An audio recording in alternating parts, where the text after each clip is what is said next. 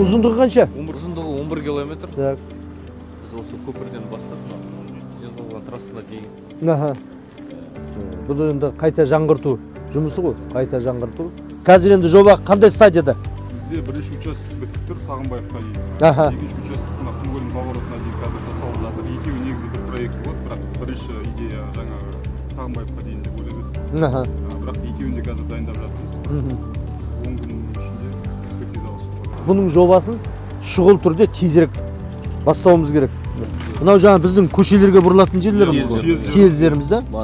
Осы жаңа съездерімізді айтып отырып та, ертең бір үлкен жолақ болады. Сол кезде мына съездіміздің бәрі дұрыс болу керек. Тыртық болып қалып, жаңа машина тұрып қалып, кептеліс болып қалмау үшін осының осы жерде, мына жерде мына перекресток жақындаған жолды шама қосымша кеңейтіп жіберу ма, ертең мына жақтан шығып жатқан машина өзі 3 полосамен кіріп кететіндей, осылардың бәрін ескеру керек.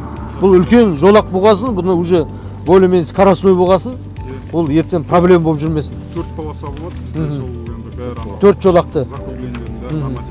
Осындай съездердің бәрін ескеру керек. Бізде бұл жерде мостта реконструкция бола ма? Бізде арғы участокте. Арғы участокте ана енді біздің Сағынбаев каналы бар.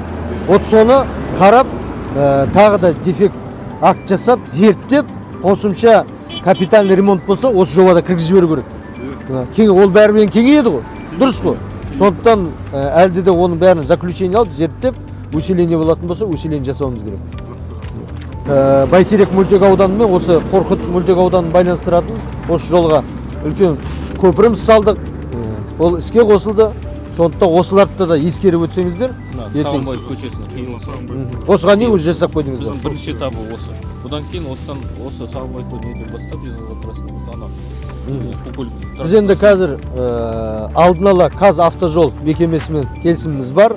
Ертең осы қаржыландыру көзде қазір қарастырылып тұр. Соған байланысты біз жобамызды тез дайындауымыз керек.